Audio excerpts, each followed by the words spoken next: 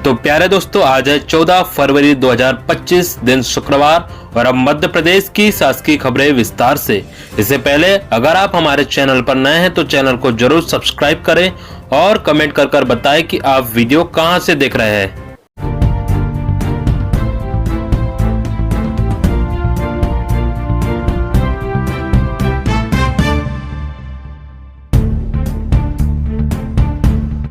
मध्य प्रदेश के सरकारी कर्मचारियों का बड़ा आंदोलन, 51 मांगे पूरी और समस्या हल कराने के लिए मध्य प्रदेश के अधिकारी और कर्मचारी सड़क पर उतर आए हैं।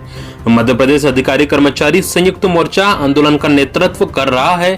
मोर्चा ने 4 चरण का आंदोलन घोषित किया है, जिसके तीसरे चरण में कर्मचारियों ने भोपाल में मंत्रालय एवं सतुड़ा भवन के सामने और जिलों में कलेक्ट्रेट के सामने प्रदर्शन किया।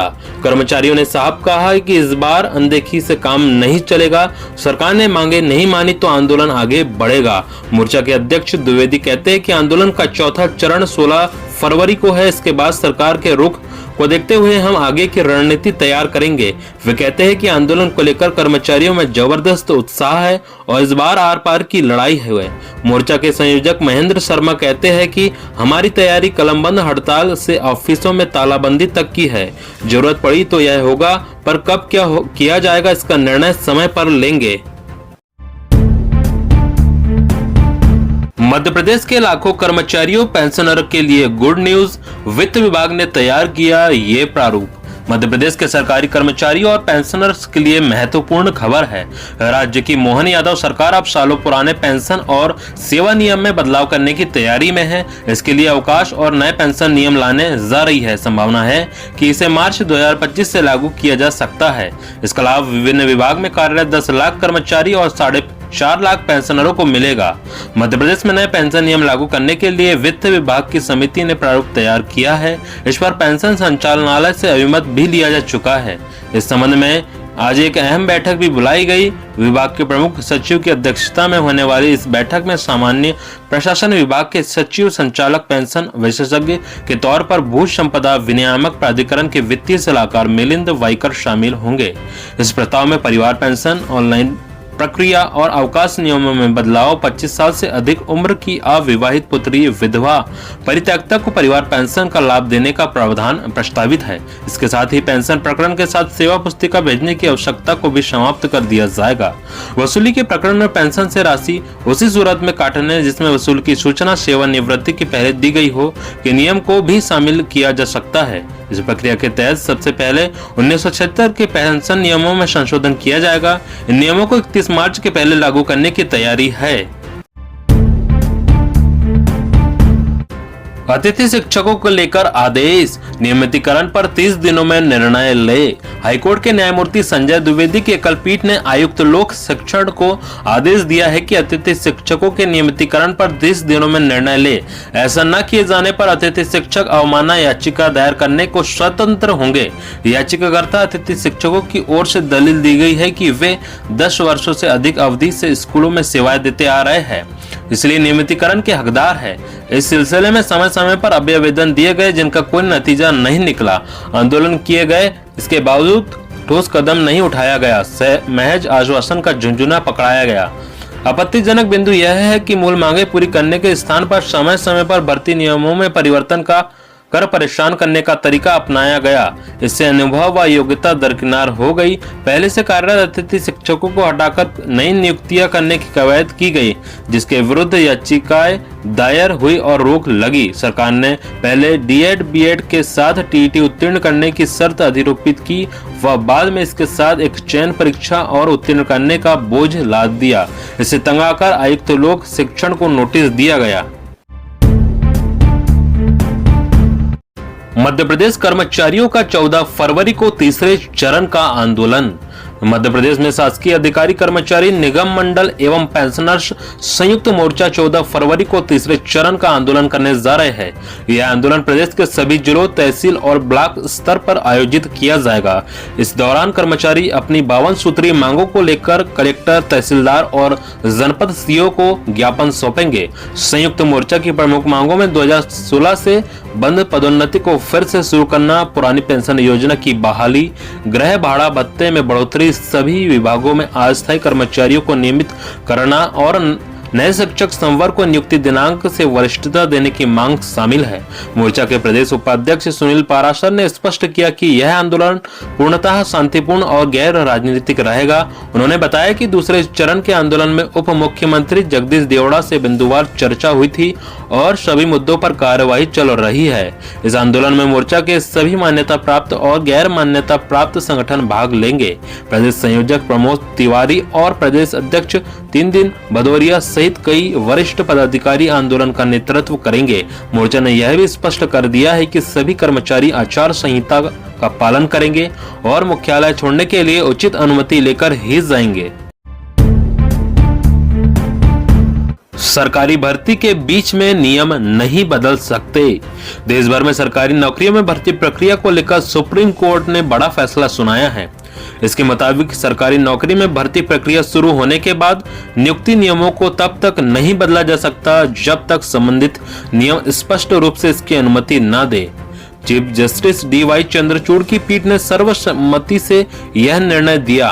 फैसले में स्पष्ट किया गया है कि अगर किसी पद पर नियुक्ति के लिए नियम मौजूद नहीं है तो नियोक्ता नियम तय कर सकता है, मगर यह भर्ती प्रक्रिया शुरू होने से पहले किया जाना चाहिए।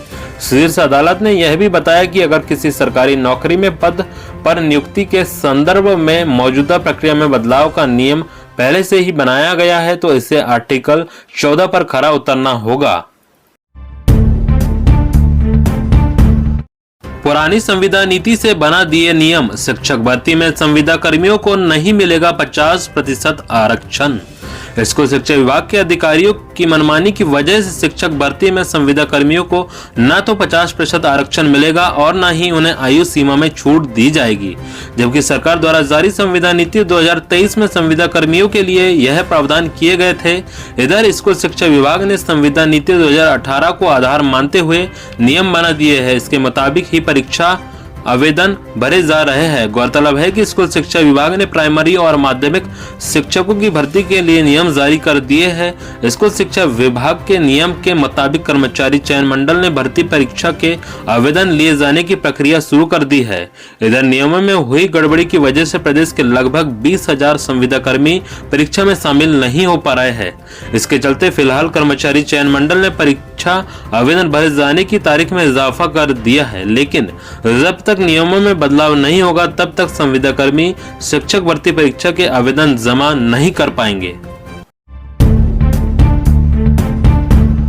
वेतनमान का लाभ नहीं दिया, सरकार पर 50,000 का जुर्माना।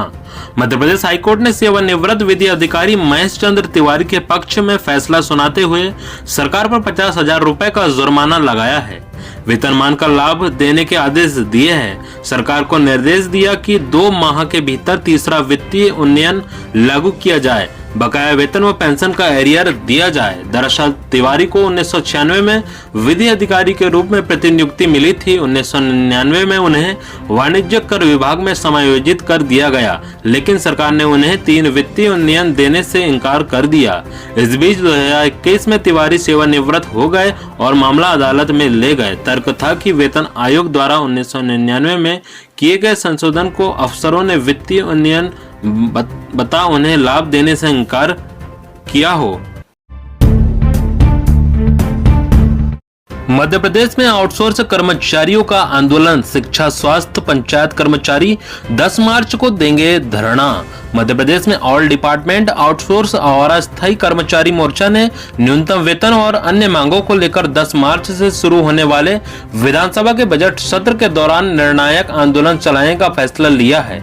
यह निर्णय शनिवार को हुई कोर कमेटी जिलाध्यक्षों और प्रदेश पदाधिकारियों की बैठक में लिया गया। मोर्चा की मुख्य मांगों में विभाग से सीधे वेतन भुगतान, लघु कैडर बनाकर विभाग संविलियन और नौकरी से हटाए गए कर्मियों को वापस लेना शामिल है। बैठक में यह भी तय किया गया कि 9 मार्च को सभी कर्मचारी पंडित दीनदयाल उपाध्याय प्रतिमा पर एकत्रित होंगे और भाजपा प्रदेश अध्यक्ष शर्मा को ज्ञापन देंगे। भाजपा मुख्यालय जाएंगे। इस ज्ञापन में आउटसोर्स और अस्थायी कर्मचारियों के साथ हो रहे अन्याय की जानकारी देकर सरकार से न्याय कराने की मांग की जाएगी। 10 साल तक का 50% वेतन दे और नौकरी पर भी रखे। हाईकोर्ट की इंदौर खंडपीठ ने संविदा शिक्षकों के पक्ष में महत्वपूर्ण फैसला जारी किया है। अनुपस्थित रहने पर एक महिला संविदा शिक्षक की सेवा समाप्त कर दी गई थी। उसे उन दिनों में भी अनुपस्थित मान लिया जो दिन सरकारी छुट्टी के होते हैं। महिला ने हाईकोर्ट में याचिका लगाई। हाईकोर्ट ने फैसले में न केवल 10 साल तक का 50% वेतन देने बल्कि 6% ब्याज भी अदा करने और नौकरी पर रखने के आदेश दिए हैं। याचिका अरुणा सहाय की ओर से अधिवक्ता राघवेंद्र सिंह रघुवंशी ने दायर की थी।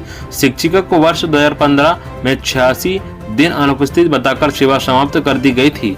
नोटिस भी जिला पंचायत सीईओ के बजाय जनपद सीईओ द्वारा जारी किया गया था। पहले शासन के समक्ष अपील दायर की थी लेकिन राहत नहीं मिली। इसके बाद हाईकोर्ट गए।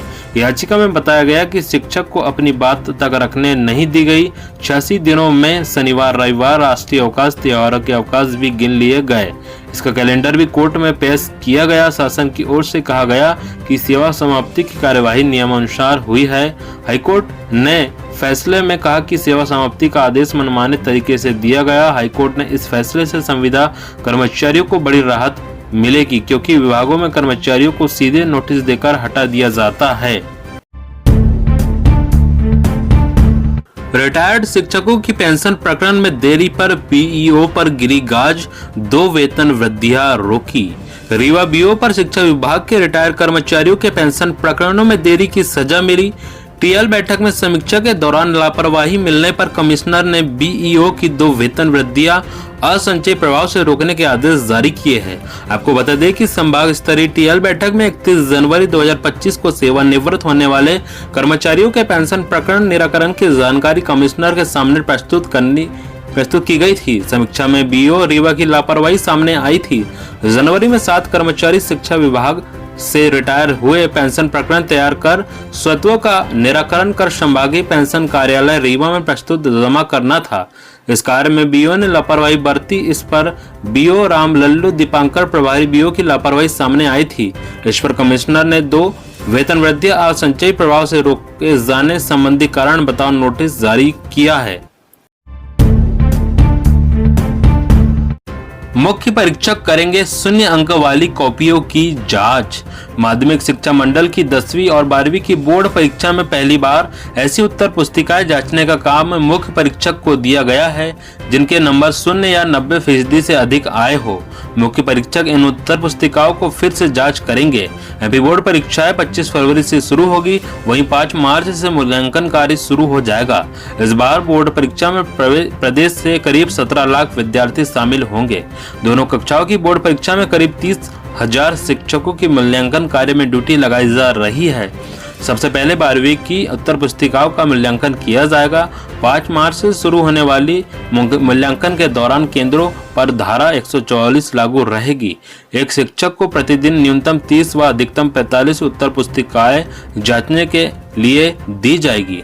तो प्यारे दोस्तों, इस प्रकार की सभी महत्वपूर्ण जानकारी थी। दोस्तों, जानकारी अच्छी लगी हो तो इस वीडियो को जरूर लाइक कीजिए और अगर आप हमारे चैनल पर नए हैं दोस्तों तो चैनल को जरूर सब्सक्राइब करें ताकि मध्य प्रदेश के सभी शासकीय कर्मचारियों, पेंशनर्स, आउटसोर्स, दैनिक वेतनभोगी सभी शासकीय कर्मचारियों व प्राइवेट कर्मचारियों के बारे में जानकारी आपको सबसे पहले मिलती रहे।